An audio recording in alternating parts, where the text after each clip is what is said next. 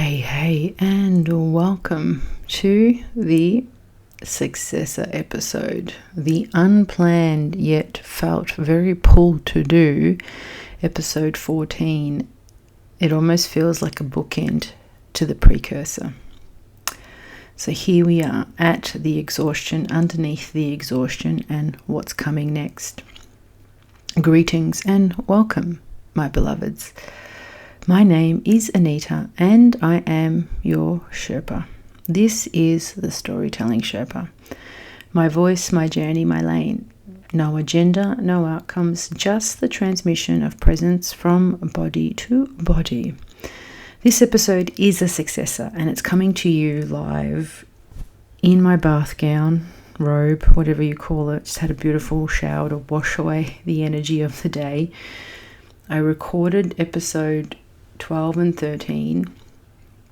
They were intense, a lot of anger. Shifted that to now I'm in my zen, just put my feet up against the wall. Now I'm like, energy's flowing, blood is flowing nicely.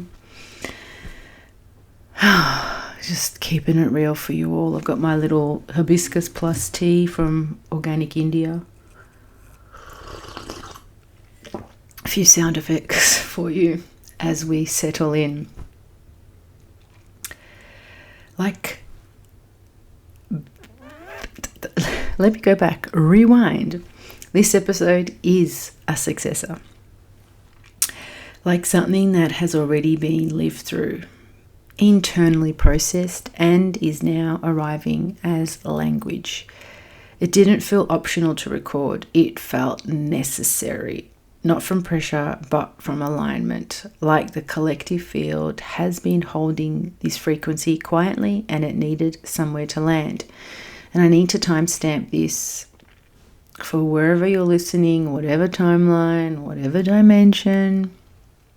Today is Sunday, the 7th of June, 2026. And this is the overall collective energy that I'm feeling. So this is why I had that real pull to sit with it, and it will find the people when they need it. So this isn't me trying to explain something. It's more like I'm witnessing what's already been understood and giving it form, birthing it. Lately I've been observing something, not just in myself, in the people around me, in strangers, in public figures, in conversations online and offline. A kind of tiredness that doesn't seem to shift with sleep. A kind of exhaustion that lives underneath the exhaustion. And I started wondering, what is this actually about? Because the practical answer is obvious. Chronic stress, overstimulation, long-term pressure without enough recovery, burnout, brain fog, emotional depletion. Yes, all of that plus more. But something deeper was nagging at me, because if it was just about rest, more sleep would fix it. And for most people, it doesn't. So what is it really? The program nobody named. Here's what I've been sitting with. We live inside a system that rewards constant output. Productivity, performance, achievement, contribution, usefulness. And somewhere along the way, many of us absorbed a belief so quietly we didn't even notice it arriving. My value comes from what I produce, not from who I am, not from my existence, from my output. And so we begin performing worth rather than feeling it. We began earning our place rather than occupying it. We began managing our existence rather than living it. And do you know how exhausting it is to spend a lifetime managing your existence? And in this current state, paying for it, paying fees and taxes just to exist. Anyway, I digress. Back to monitoring yourself, your tone, your emotions, your energy, your needs, your opinions, your reactions, your desires. Constantly trying to become acceptable. That's the exhaustion underneath the exhaustion. Not just tiredness from doing too much, tiredness from being someone we're not for too long. And I do want to pause for a little Sherpa interlude here. We'll pause here for a moment. Wherever you are right now, take one slow inhale for 4 counts. Hold for 4. And a slow exhale for 8. 4 counts in. Hold for 4. 8 counts out slowly. Let your body know it's safe.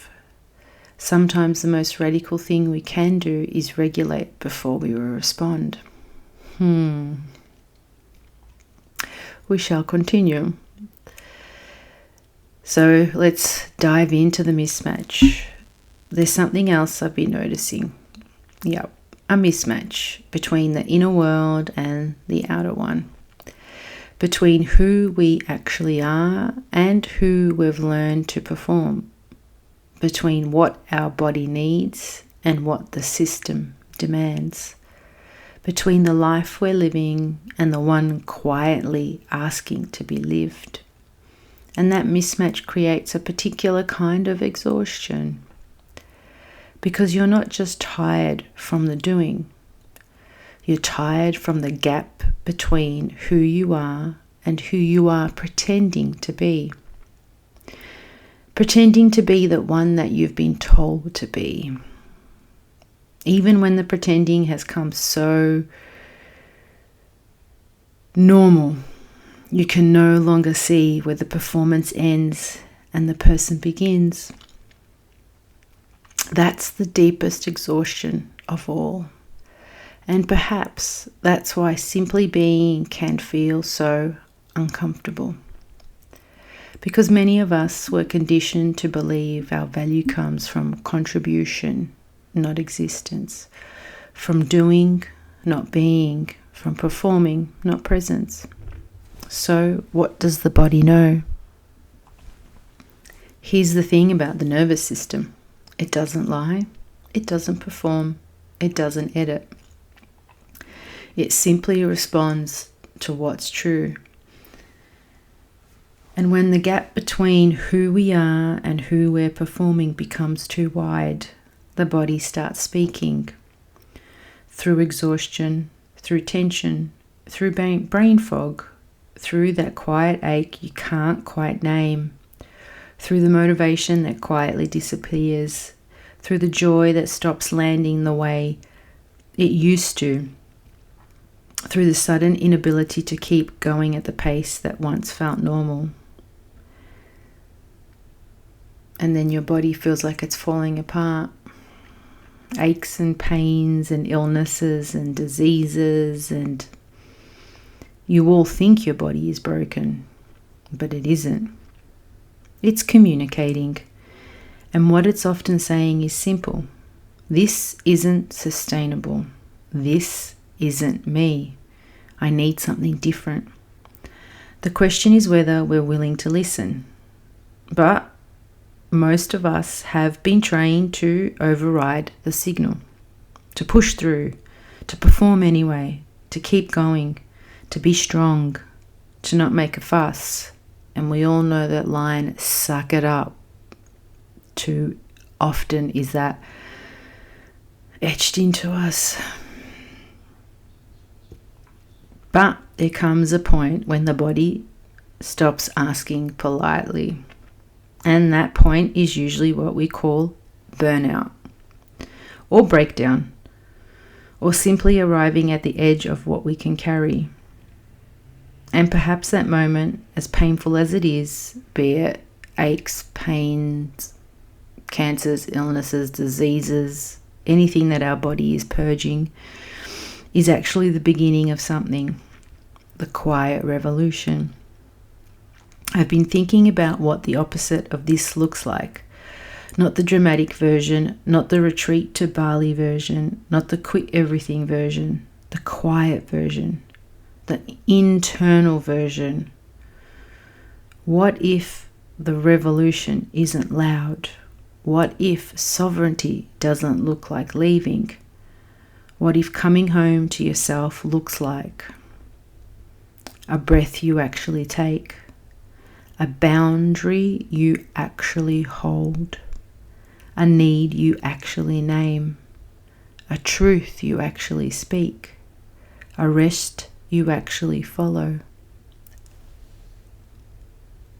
a rest you actually allow, a desire you actually follow. Small, quiet, consistent, not performing presence, actually inhabiting it. That's the quiet revolution. And I think that's where this whole season has been about. Not answers, permission. Permission to stop performing for a world that forgot how to feel. Permission to be deeply tired without calling it failure. Permission to question everything without calling it crisis. Permission to slow down without calling it laziness. Permission to simply be here, without justification, without apology, without performance. And that brings me into something I want to share with you. Something that has been forming quietly in the background. And I've mentioned it on, I think it was TikTok. I've shared a story of my own, which I'd never shared with anybody, as part of a shamanic workshop I did many years ago. Stories between strangers. A simple idea, one stranger, one question, one story, one take. No script, no performance, no expertise required. Just a human being willing to be witnessed. And what happens in that space surprises all of us. Because when people are given one simple question and permission to answer honestly, something extraordinary happens. They stop performing. The armor softens. The mask comes down. And what emerges isn't a polished story. It's a real one. The kind most of us have never told out loud. The kind we carry quietly. The grief we haven't named. The truth we haven't spoken. The version of ourselves still waiting to be met. When one person shares their story, something happens. People recognize themselves. Not because their stories are the same, but because the emotion underneath was universal. Loss, grief, belonging, change, courage, loss, hope, love. The story begins and belongs to the storyteller, but the recognition belongs to everyone listening. That's the medicine of story. That's what we lost when storytelling became content. And that's what I want to bring back.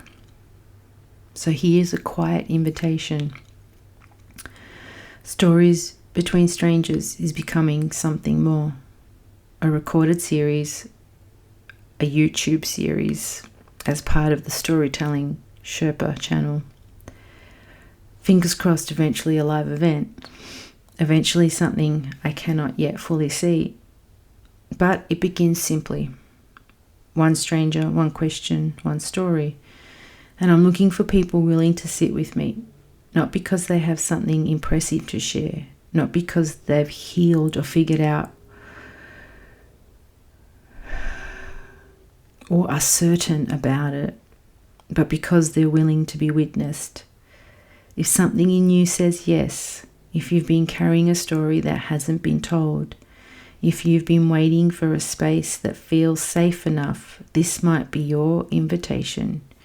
You can find me at The Storytelling Sherpa, all one word, across Instagram, TikTok and YouTube. Or send me an email at thestorytellingsherpa@gmail.com. Just say yes. That's enough. As I sit with all of this, the exhaustion underneath the exhaustion, the program nobody named, the mismatch between inner and outer, the body that knows, the quiet revolution, the stories waiting to be told, I keep coming back to one thing. We are not broken. We are not behind. We are not failing. We are deeply human beings navigating an inhuman pace. And perhaps the most radical act available to us right now is to stop, to breathe, to listen, to allow the body to speak, and to trust that what it's saying matters, because it does. The voice becomes the healer. Your exhaustion matters, your story matters, your presence matters. And you were never the problem. You were always the gift. This has been the Storytelling Sherpa, my voice, my journey, my lane. And wherever you are listening from today, remember this, your story, your pace, your presence. And season 1 signing off officially. Much love.